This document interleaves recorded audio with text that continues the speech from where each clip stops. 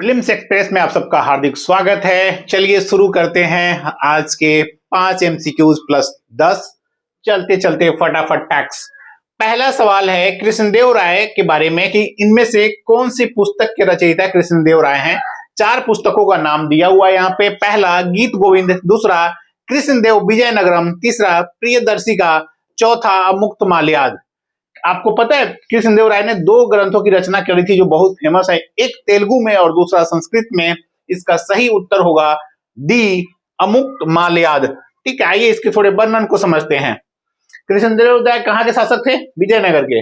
उन्हें आंध्र भोज के नाम से भी जाना जाता है। एक तरह से कहें उनकी जो उपाधि थी, अब दूसरा नाम था, वो आंध्र भोज है। उन्होंने 2 ग्रंथ की रचना करी थी, जैसा मैंने पहले बताया। तेलुगु में अमुक्त माल्याद और संस्कृत में जाम्बवती कल्याणम। ये 2 फेमस बुक है। जाम्बवती कल्याणम भी याद रखिएगा, कृष्णदेव राय की बहुत ही फेमस बुक है।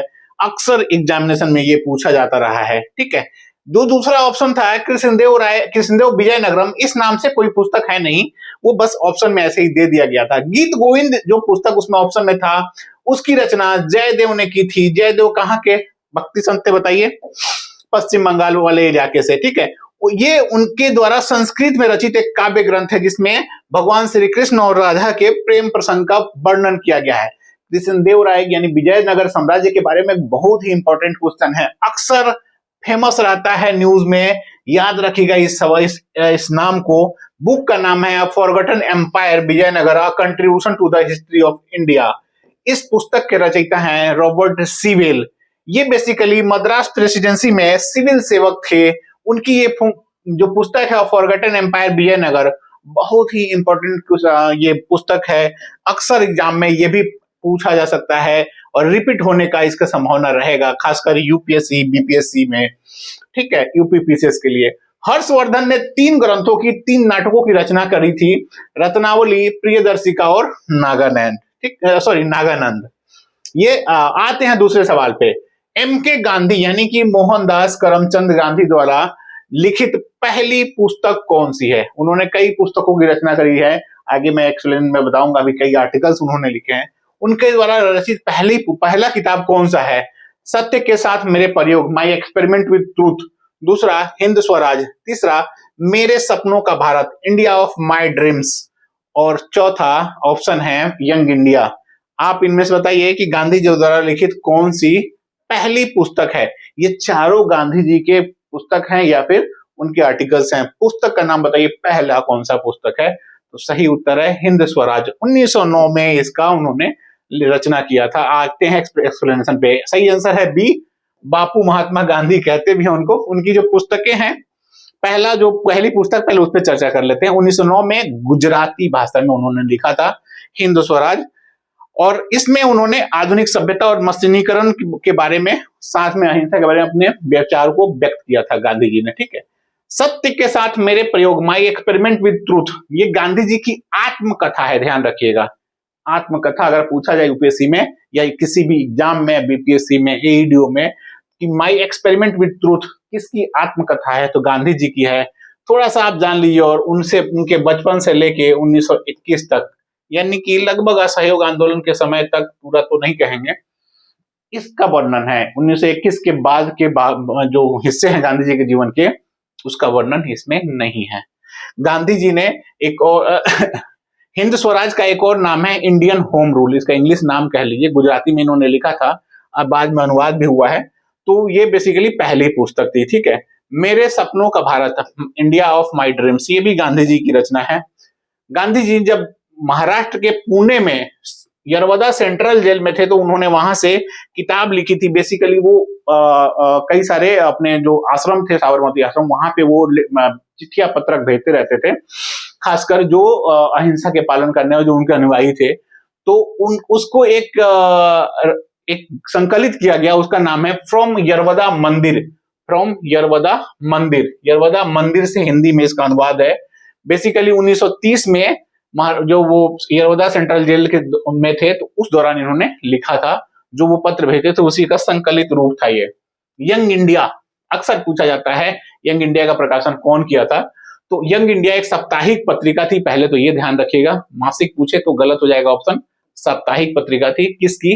1919 से 31 तक गांधी जी इसका संपादन करते थे। यंग इंडिया बीपीएससी में भी रिसेंटली पूछा भी था।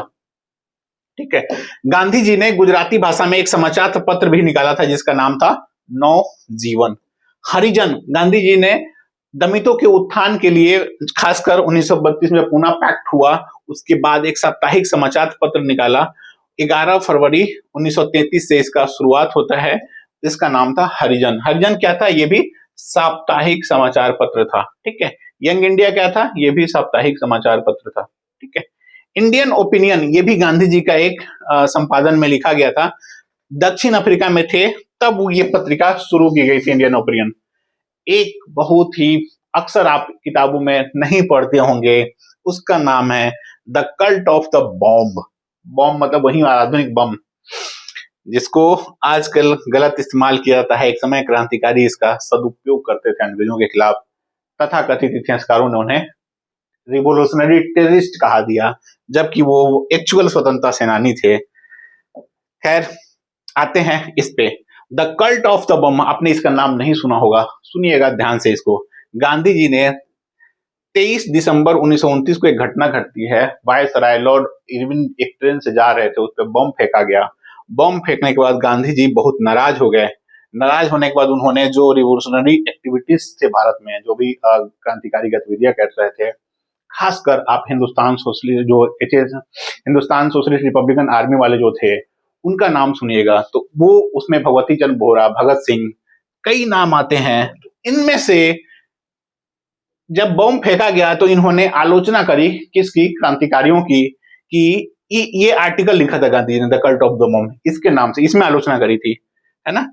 और इसी के अगेंस्ट में जब इन्होंने लिखा तो गांधी जी का काफी विरोध किया, खासकर क्रांतिकारी व्यक्तियों ने, जो क्रांतिकारी राष्ट्रवादी थे उन्होंने। तो भगवती चरण बोहरा ने एक आर्टिकल लिखा जिसका नाम था द फिलोसफी ऑफ द बम, बम का दर्शन। इन्होंने लिखा था बम का कल्ट, है ना।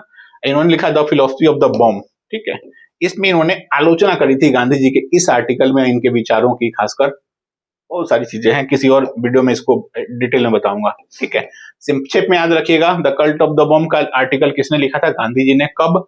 जब वायसराय लॉर्ड इरविन पे बम फेंका गया, उसके बाद भगवती चरण बोहरा ने the philosophy of the bomb की रचना करी थी। ठीक है, या वो आर्टिकल लिखे थे। शास्त्रीय नृत्य,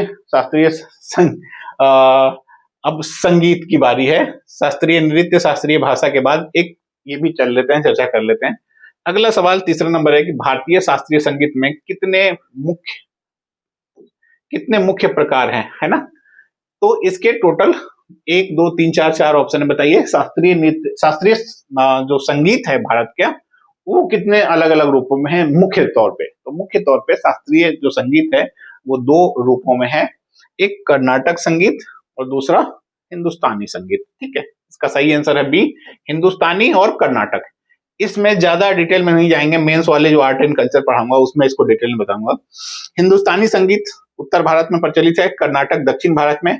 जो वाद्य यंत्र है हिंदुस्तानी के, सितार, तबला, हारमोनियम, इसके हैं वीणा, मृदंगम, वायलिन, घटम इत्यादि। इसमें कोई घराना नहीं है, लेकिन इसमें हिंदुस्तानी में घराना होता है, तो इस संगीत के घराने हैं। चौथे सवाल पे आइए, कौन सा देश बिम्स्टेक का सदस्य नहीं है? इनमें से कौन सा देश बिम्स्टेक का सदस्य नहीं है? बिम्स्टेक में 7 सदस्य देश हैं, आप बताइए इसमें से कौन सा नहीं है? आंसर आ रहा है दिमाग में? नेपाल है, थाईलैंड है, म्यांमार है, सिंगापुर नहीं है। सही आंसर हो जाएगा ऑप्शन डी। बिम्स्टेक एक क्षेत्रीय संगठन है जिसका पूरा नाम है, हिंदी में आप देखिए इसको, बंगाल की खाड़ी बहुक्षेत्रीय तकनीकी और आर्थिक सहयोग पहल, Bay of Bengal initiative for multi sectoral technical and economic cooperation. ये याद रखिएगा, टेक्निकल और इकोनॉमिक, अक्सर इसको पूछ के इंग्लिश में चेंज करके आपसे पूछा जा सकता है। तो टेक्निकल और इकोनॉमिक कोऑपरेशन के लिए है बिम्स्टेक। कब स्थापना हुआ था इसका? 1997 में, बैंकॉक डिक्लेरेशन के बाद, बैंकॉक घोषणा पत्र के माध्यम से इसकी स्थापना हुई थी। बिम्स्टेक, इधर सार्क और बिम्स्टेक, ये 2 ऐसे संगठन हैं जिनकी ना नियमित बैठक होती नहीं है। भारत सार्क से तो दूर भागता है, बिम्स्टेक के पास जाता है अक्सर। लेकिन बिम्स्टेक में भी देखें तो 1997 में इसकी स्थापना हुई है और अप्रैल 2025 में इसका 6ठा सम्मेलन हुआ था, अभी जस्ट बैंकॉक में। ठीक है, थाईलैंड की अध्यक्षता में ही हुआ था। कहाँ पे? बैंकॉक में। तो 1997 से लेकर 2025 तक केवल 6 शिखर सम्मेलन हुए हैं, तो बिम्स्टेक के। तो सोचिए इसकी भी दशा बहुत ज्यादा, इसके सदस्य जो सहयोगी देश हैं वो भी इसको बढ़ाने में बहुत ज्यादा सहयोग नहीं करते हैं, है ना। तो इसका जो उद्देश्य है वो ये है कि आप आर्थिक और तकनीकी यानी इकोनॉमिक और टेक्नोलॉजिकल जो टेक्निकल है सहयोग वो बढ़ाना, किस में जो 7 सदस्य देश हैं, बांग्लादेश, भूटान, भारत, नेपाल, श्रीलंका, ये सब इधर वाले देश हैं, उधर म्यांमार और थाईलैंड, ये आपको साउथ ईस्ट एशिया के देश हैं, ये साउथ एशिया के देश हैं, ठीक है। एक श्रीलंका है जो द्वीपीय देश भी है, ठीक है। आइए, इसका मुख्यालय और अस्थायी सचिवालय दोनों ढाका में है, बांग्लादेश के ढाका में, ठीक है। चलिए आगे बढ़ते हैं 5वें सवाल पे, जो इस एमसीक्यू का आखिरी सवाल है। World economic situation and prospects report कौन जारी करता है? विश्व आर्थिक स्थिति और संभावना रिपोर्ट। बताइए, आईएमएफ, डब्ल्यूटीओ, यूएनडेसा और यूएनडीपी। एक दिन मैंने अपने क्लास में एमसीक्यू वाले में ही सबके रिपोर्ट्स के बारे में बताया था, इसका रह गया था यूएनडेसा वाला, ठीक है। यूएनडेसा है ना, ये ही इसका सही आंसर है, ऑप्शन सी। तो यूएनडेसा का फुल फॉर्म आप पहले जान लीजिए, United Nations department of economic and social affair, सामाजिक एवं आर्थिक मामलों से संबंध में संयुक्त राष्ट्र का एक विभाग। ये जो है यही संस्था ये रिपोर्ट जारी करती है, कौन सी? विश्व आर्थिक स्थिति एवं संभावना रिपोर्ट, है ना। बेसिकली ये कुछ संगठनों के साथ मिलकर यह रिपोर्ट जारी करती है, उसमें पहला नाम है अंकटाड, साथ में यूएनओ के 5 रीजनल यानी कि 5 क्षेत्रीय आयोग भी हैं जो इसमें सहयोग करते हैं। 5 क्षेत्रीय आयोग जो इस रिपोर्ट में सहयोग करते हैं वो कौन से हैं? अफ्रीका के लिए आर्थिक आयोग, यूरोप के लिए, लैटिन अमेरिका और कैरिबियन के लिए, साथ में एशिया और प्रशांत के लिए और पश्चिमी एशिया के लिए।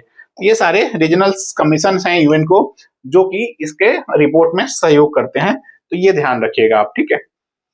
नमस्कार दोस्तों, एक बार फिर से आपसे रिक्वेस्ट है, प्लीज चैनल को सब्सक्राइब करिएगा, अपने दोस्तों के साथ शेयर करिएगा। यदि आपने नहीं शेयर किया अपने 5-6 दोस्तों के साथ, प्लीज प्लीज प्लीज शेयर करिएगा, बने रहिए हमारे साथ। मैं आपको पूरी तरह से आश्वस्त करता हूँ, कई चीजें आपको, बहुत ऐसी चीजें मिलेंगी जो शायद ही कहीं आपको और जगह मिले। चलिए आते हैं चलते चलते फैक्ट्स पे। इसमें मिक्सअप रहता है, कुछ नए स्टूडेंट्स के लिए भी है, कुछ पुराने स्टूडेंट्स के लिए भी है, जो अपनी तैयारी को और समृद्ध करना चाहते हैं उनके लिए भी है। चलिए, पहला फैक्ट, भारत में सर्वाधिक रेशम का उत्पादन करने वाला राज्य कौन सा है? कर्नाटक। अच्छा हाँ, एक और चीज मैं बोलना भूल गया था, यदि आपको लगे इसमें एमसीक्यू में कुछ और जो इम्प्रूवमेंट है, आप कमेंट करके बताइए कि क्या क्या और इसमें शामिल किया था। करंट अफेयर्स मैं बार बार कह रहा हूँ, करंट अफेयर्स की मैं क्लासेस वीकली मंथली लूंगा, जस्ट ही स्टार्ट करने वाला हूं, तो उसका आप टेंशन नहीं लीजिएगा। इसमें करंट अफेयर्स मिक्स करेंगे ना तो ये चीज, मेरा जो पर्पस है वो गायब हो जाएगा। मेरा पर्पस ये है कि एमसीक्यूज एक सदाबहार रूप में रहे, कभी भी कोई भी स्टूडेंट आए तो वो पढ़े। मान लीजिए जिसको 2027 में एग्जाम देना है, उसको हम अभी करंट अफेयर्स पढ़ाएंगे तो वो इस वाले एमसीक्यूज को नहीं देखेगा, इसीलिए ये वाला सीरीज में करंट अफेयर्स को अक्सर मैं अवॉइड करता हूँ। करंट अफेयर्स के लिए सेपरेट क्लास लूंगा, मैक्सिमम जितना हो सके कोशिश करने की ट्राई करूंगा कि सारे इंपॉर्टेंट सवाल कवर हो जाएं। सर्वाधिक रेशम उत्पादन करने वाला राज्य भारत का कौन सा है? कर्नाटक, ठीक है। चलते चलते का 10वां का पहला फैक्ट, आपको बताना है कि दूसरा नंबर पे कौन है, कमेंट करके बताइएगा। भारत में रेशम का उत्पादन करने वाला दूसरा राज्य कौन है? पृथ्वी का आकार, अगर पृथ्वी आप देखें तो ध्रुवों पे, एक तरह से कहें ध्रुवों पे चपटा है और भूमध्य रेखा पे थोड़ा सा बाहर की तरफ निकला हुआ है। पृथ्वी जो घूमती है ऐसे ऐसे 23.5 डिग्री पे, तो वो भूमध्य रेखा पे थोड़े बाहर निकली हुई है।